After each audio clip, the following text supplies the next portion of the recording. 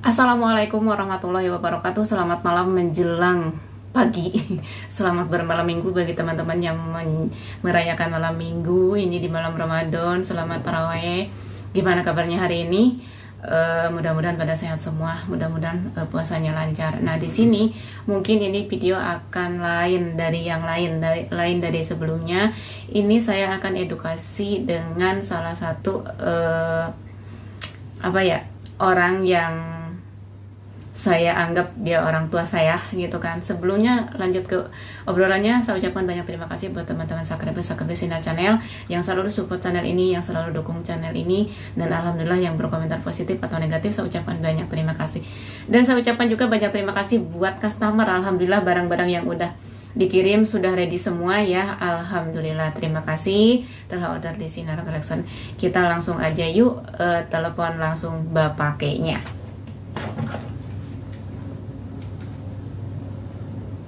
Saya bikin videonya malam ya, karena ini malam minggu.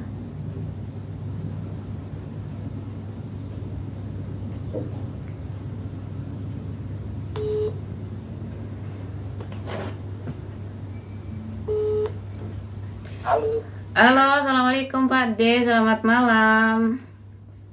Waalaikumsalam, selamat malam. Gimana kabarnya Pak D, sehat? Alhamdulillah sehat. Sehat, keluarga sehat semua ya. Kita malam mingguan Pak D. Boleh. Malam mingguannya di sini aja ya, kita mojok. Nah, ini buat teman-teman, ini bapak saya ya. Ini bapak saya ini yang sangat luar biasa menurut saya ya. Kita di sini akan membahas sesuatu tentang Pi Network ya. Pak D langsung aja ya, jangan lama-lama, ini waktunya mepet. Boleh. Pak D, saya mau mempertanyakan, ini kan banyak banget ya setelah open network itu Pioneer itu kadang ada yang galau gara-gara koin harganya murah gitu, karena kan mereka itu selama ini terpacu dengan nilai GCP ya Pak D, seperti itu. Nah, di sini saya ingin bertanyanya, gimana sih prahara koin Pi Network sekarang ini setelah open mainnet itu menurut Pak D sendiri gimana, minta penjelasannya ya. Oke. Ini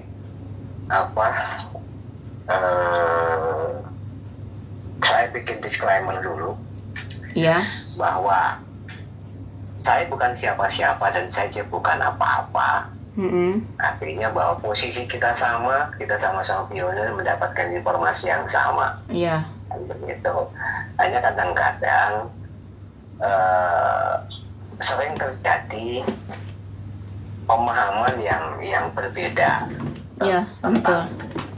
Informasi yang ada kan begitu.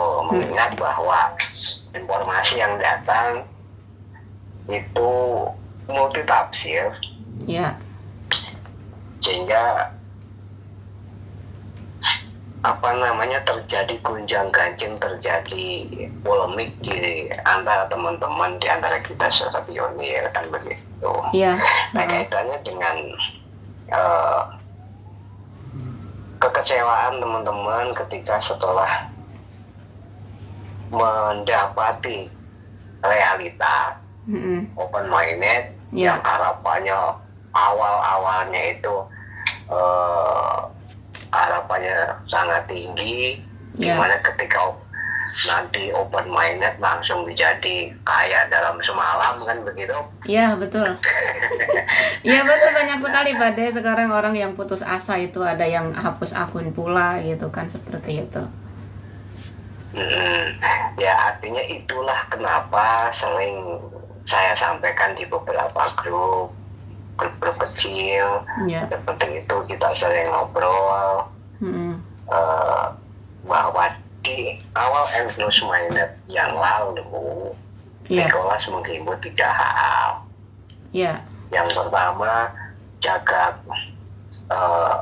baik-baik koin, amankan akun, kemudian jadilah pionir yang cerdas. Betul. Kecerdasan yang dimaksud oleh Korkim adalah bukan jadi kita susah membedakan antara cerdas dan pintar. Gitu loh. kalau orang pintar belum tentu cerdas, tapi kalau cerdas biasanya pintar. Iya. Yang dimaksud adalah kecerdasan dalam mentransfer, memahami Ya. informasi yang sebenarnya sudah terpampang jelas di white paper, Ya. bahwa semua itu ada tuh di sana. Cuman yang jadi permasalahan itu kan teman-teman ini malas baca, alasannya bahasanya bahasa Inggris dan lain sebagainya.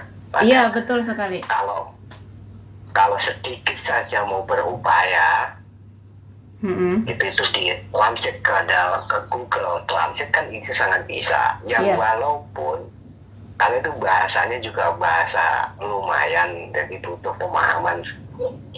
Harus telaten berkali-kali memahami kalimat per kalimat, kata per kata yang ada di situ, gitu, sehingga tidak salah persepsi.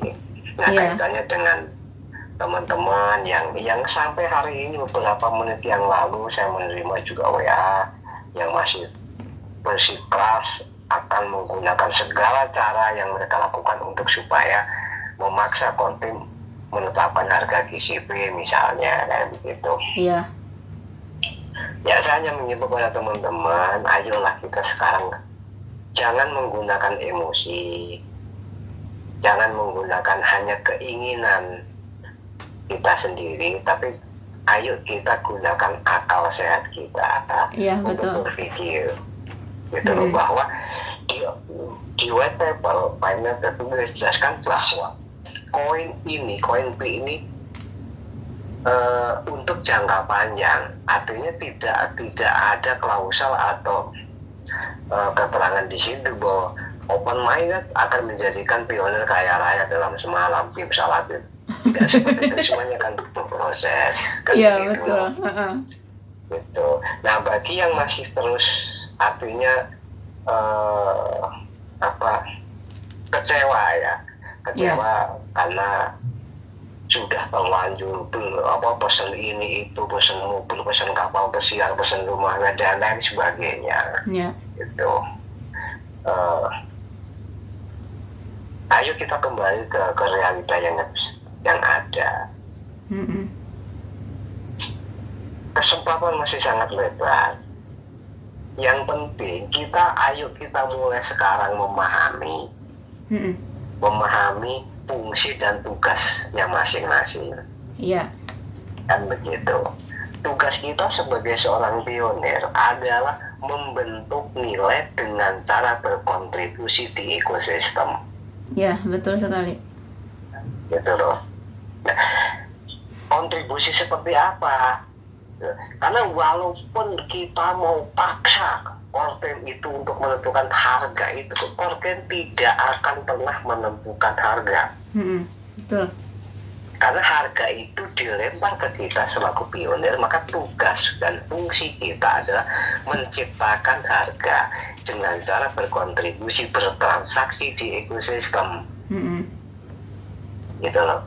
Nah, dengan harga kesepakatan sampai dengan saat ini, baik awal enclosed mind sampai dengan awal open minded ini, gitu loh, tetap sampai hari ini masih transaksi menggunakan kesepakatan antara penjual dan pembeli.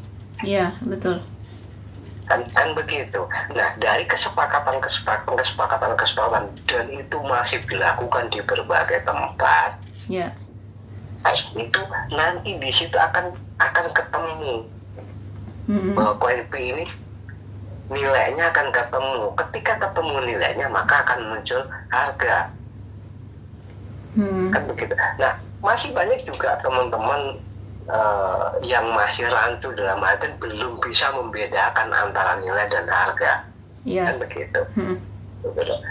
Jadi harga itu akan muncul setelah benda itu bernilai. Dari mana kita melihat benda itu bernilai? Ya, kalau di hal ini dalam koin P adalah bagaimana koin P ini diterima sebagai untuk transaksi terhadap satu produk, layanan, produk dan jasa. Iya. Gitu. Misalnya saya motong rambut dengan harga sekian P. Begitu. Nanti teman-teman lain di luaran sana ada yang potong rambut dengan menggunakan koin P berapa P dan seterusnya nanti. Nah disitulah nanti core team yang tugas core team nanti yang akan menentukan itu melalui catatan yang ada di blockchain-nya. Jadi semua transaksi itu pasti akan tercatat di sana. Makanya kalau bertransaksi, kalau ingin membentuk sebuah nilai supaya nanti terbentuk harga, kita transaksi dicantumkan pembayaran itu untuk apa supaya nanti blockchain-nya itunya jelas. Jadi kira-kira seperti itu. Jadi sekali lagi ya saya ucapkan selamat open minded dan selamat menikmati realita yang ada bagi teman-teman yang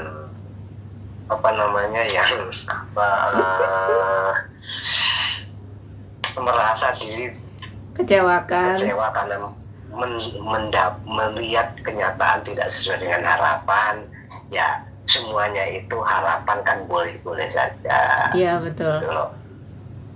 Kita berharap dengan harga yang luar biasa itu boleh-boleh saja, tetapi kembali lagi bahwa ayo kita gunakan nalar yang rasional, nalar sehat kita gitu, untuk menyikapi semua ini. Karena kalau misalnya begitu open minded kemarin terus kemudian harganya miliaran, terus yang mau beli juga siapa? Kan begitu kan? Iya betul gitu. Sekali Pak De, itu benar. Terus kalaupun ada yang beli, nah terus dia juga mau buat apa? Iya. Kan gitu.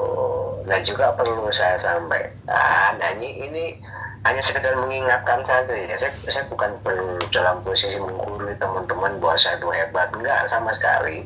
Saya hanya ingin mengingatkan saja bahwa koin P ini diciptakan bukan untuk dijual belikan, artinya bukan diciptakan untuk atau sebagai kripto komoditas atau komoditi, tetapi digital currency. Nah ini juga, ya, artinya diciptakan sebagai alat tukar digital atau alat bayar digital. Tentu itu sesuatu hal yang baru dan itu butuh perjuangan dan butuh effort yang istiqomah serta sistematis supaya bisa berjalan, dan itu pun harus didukung oleh semua pihak. Terutama itu adalah komunitas yang tergabung dalam ekosistem. Gitu loh. Nah, kalau kita ini hanya menunggu, kemudian hanya berharap tanpa berbuat sesuatu, ya ini juga hanya sebatas terus seperti ini. Gitu. Tetapi kalau kita mau berkontribusi, artinya baik kita selaku member atau selaku pionir, kemudian yang noder, kemudian konten, semuanya itu bertugas dan fungsinya masing-masing dilakukan dengan baik sesuai dengan aturan yang ada. Saya kira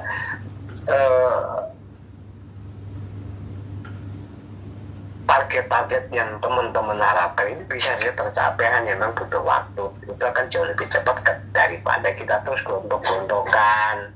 Gitu. Nih, Pak De, ada lagi pertanyaan, gimana caranya kita untuk melakukan transaksi ini? Banyak banget dari teman-teman kita katanya ingin melakukan transaksi, ingin melakukan barter-barteran, intinya gitu kan. Tapi mereka itu berpacuan dengan yaitu satu nilai GCP, kedua mereka itu keinginannya yaitu pengen barternya mobil, pengen barternya rumah gitu loh Pak De. Intinya pengen yang wah-wahan. Itu menyikapinya seperti apa sih Pak De?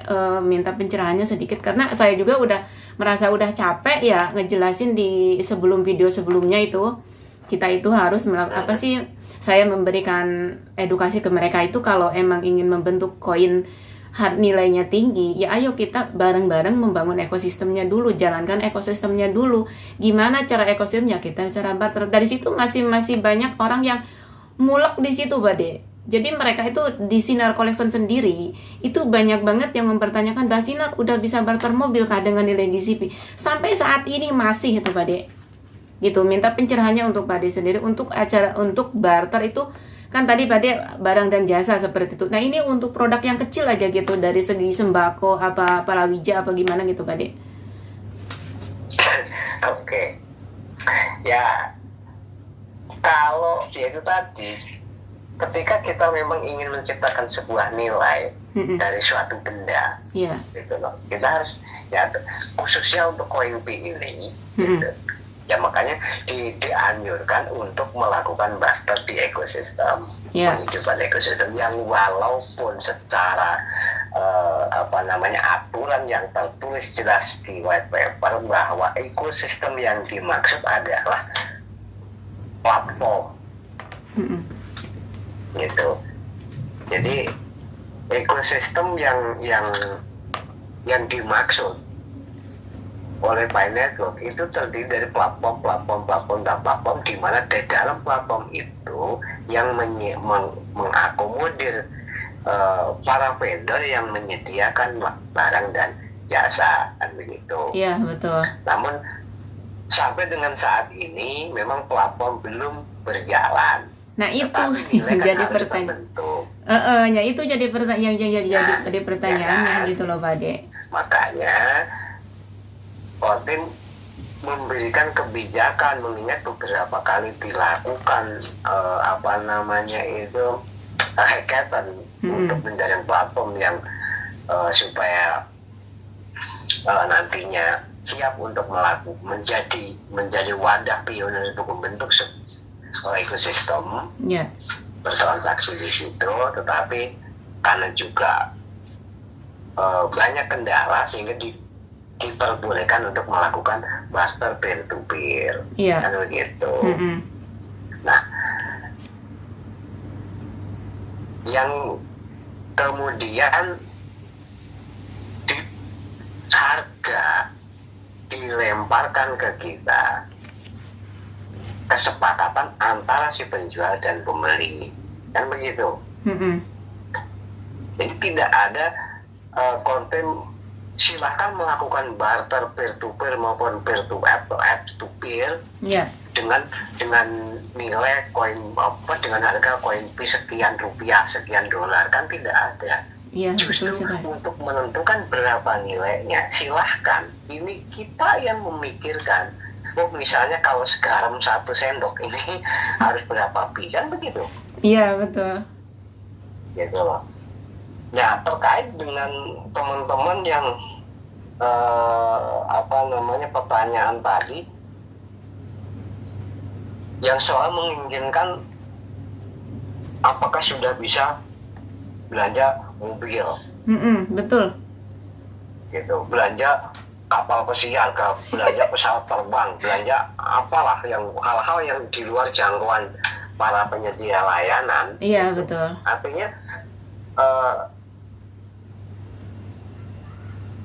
sekali lagi bahwa nilai harga atau terutama harga GCP itu belum ada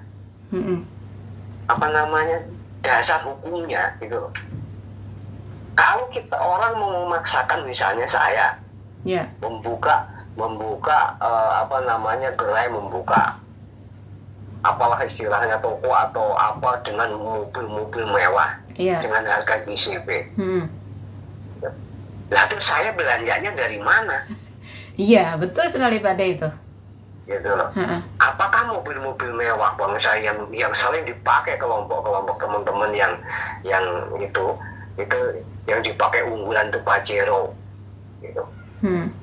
Nah, apakah dari Mitsubishi penyedia Pajero sendiri sudah mau menerima koin itu dengan harga yang GCP? Nah kalau belum, kenapa kita harus memaksakan untuk harga itu? Atau siapa yang mau menyediakan? Kan gitu loh. Lah itu Pak De. Kita katakan ayo kita bernalar, gitu loh. Kalau kita hanya mengandalkan ego dan keinginan, ya semuanya juga bisa aja pengen sih boleh-boleh saja, saya juga pengen itu koin itu harganya 100 miliar gitu misalnya. Lah iya, semua kan pengen seperti itu Pak Ade, tapi kan kondisi Ya, belum memungkinkan.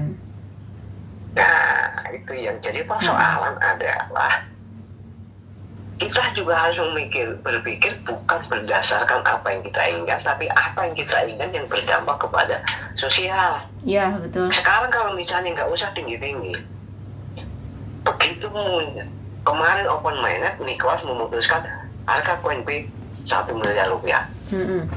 Sekarang saya tanya teman-teman, bos, apa yang mau dilakukan? Iya, betul. Gitu. Kalaupun harganya sampai puluhan miliar, kalau tidak ada yang mau terima.